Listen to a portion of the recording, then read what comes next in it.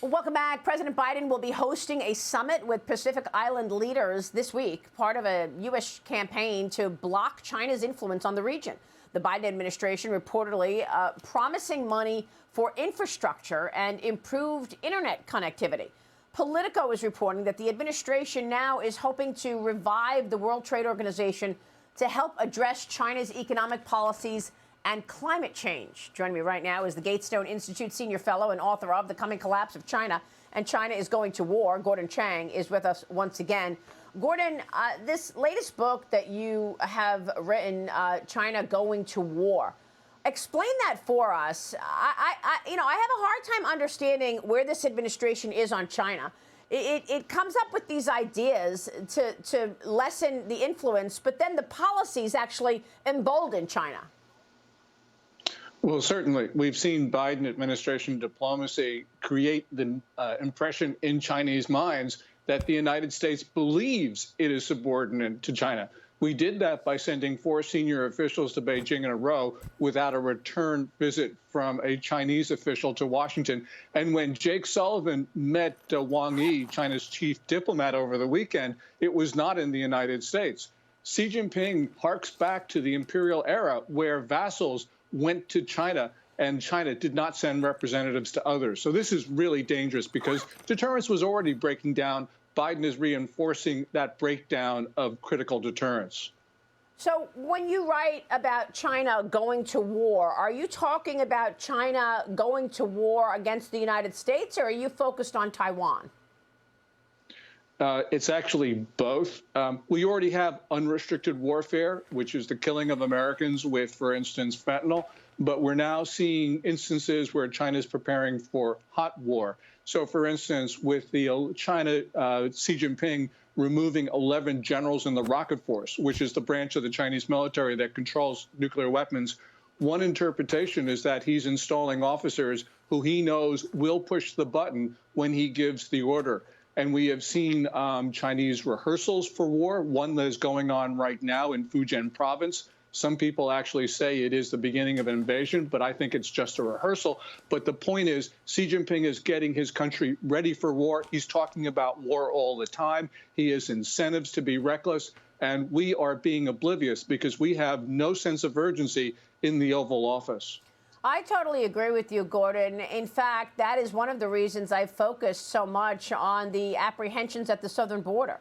I mean, why are we seeing this enormous increase in the number of Chinese nationals coming through the border into America? And I spoke with the chairman of the House Homeland Security Committee the other day, Mark Green, and he also was quite concerned about this issue. Watch this. 18,000 Chinese nationals. The highest it's ever been before that was like 1,200. Wow. And this is a planned thing from China. I mean, there's no way it's not. And Xi Jinping's smart. He saw what Vladimir Putin did in Ukraine. They infiltrated, they migrated, military-age guys in, they settled in Ukraine, and those were the saboteurs when he invaded. So there's no way they're not there for us when we try to defend Taiwan. There is someone in that group that's prepared. So you think, and we're getting our military bases overwhelmed. So you think this is all planned, that Xi Jinping is directing these military-aged people to come into America and settle here and be saboteurs when he's ready?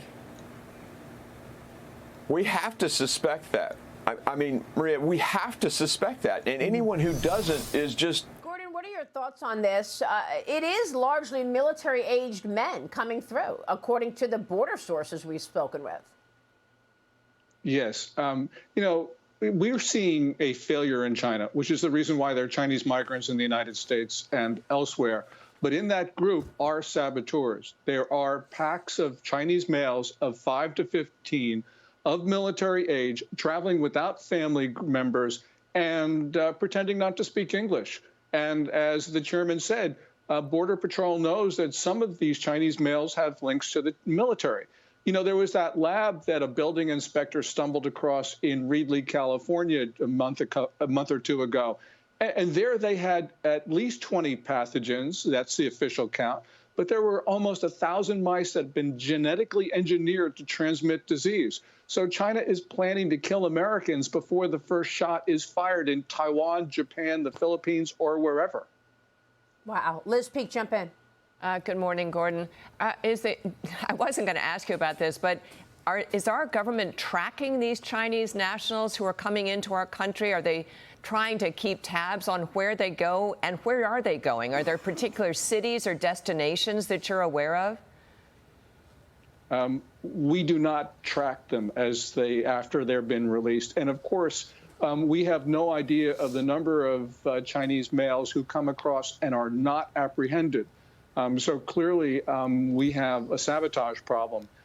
We are going to have to worry about attacks on our military bases, on our shopping centers, on our reservoirs, just across the board. We are going to be fighting on a war in Asia on American soil. And Liz, that'll be the first time since 1812 that we will have to do so. Wow, it's just unbelievable to see this administration have absolutely no response to any of this.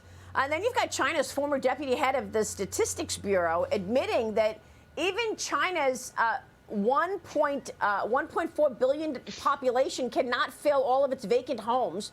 He said some experts believe that there could be enough vaccines for 3 billion people.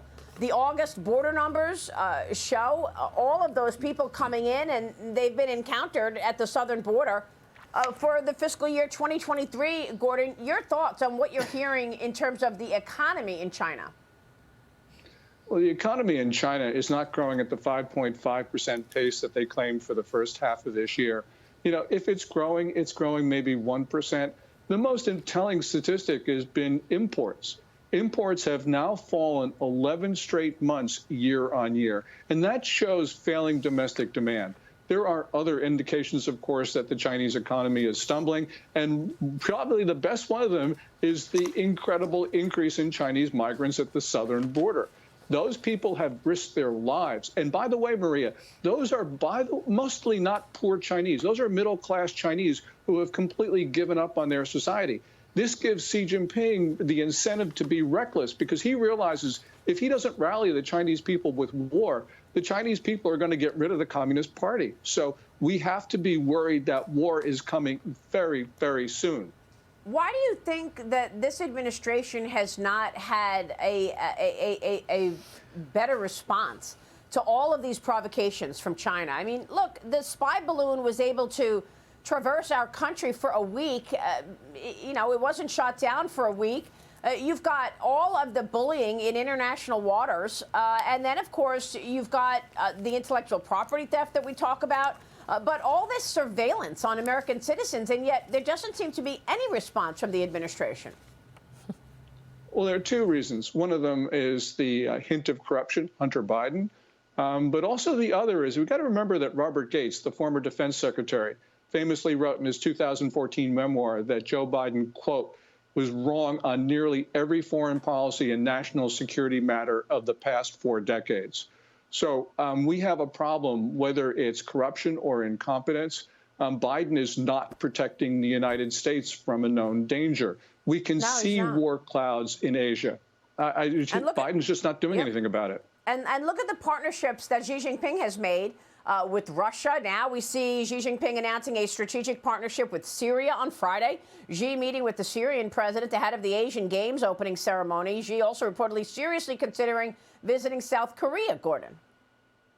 Yeah, well, you know, with Syria and this strategic partnership, it is, again, support of, Iran, which the Biden administration has been doing, most hideously with the $6 billion that are now going to fund terrorists. But, you know, Biden's Middle East policy has been a collapse. It's been a stunning collapse.